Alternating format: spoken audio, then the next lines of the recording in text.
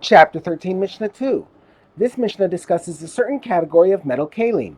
Each kli in this category has a long metal handle with a small tool at one end and a different type of small tool at the other end.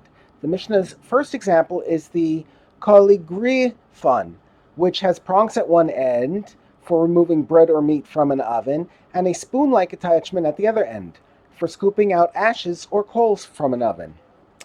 If the spoon of a koligrifon was removed, the koligrifon can become tame because of its prongs, which are still usable. And if its prongs were removed, it can become tame because of its spoon, which is still usable. The next double utensil is the michol, applicator, which has a pointed tip at one end for applying makeup to eyes, and a spoon-like attachment at the other end for cleaning out ears. If the spoon of a michol was removed, the michol can become tame because of its tip. If the tip was removed, it can become tame because of its spoon.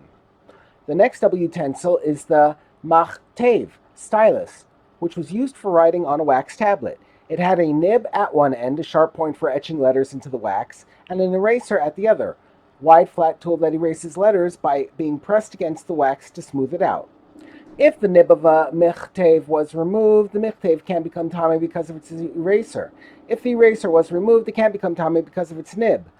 The next double-sized utensil is the zamal yistera, which is used when cooking soup or meat in the pot. It has a ladle at one end, which is used to remove the froth that forms at the top of the pot, and a fork at the other end, which is used to remove meat from the pot.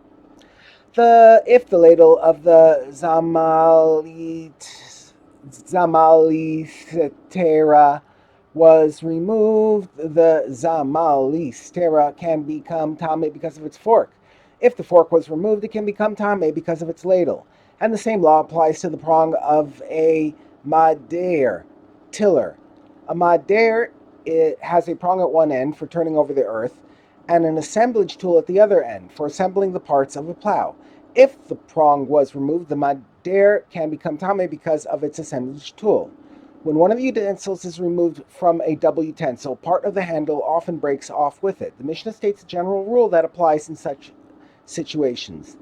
The minimum amount that must remain of the handle in all these double utensils is the amount required for using the remaining utensil.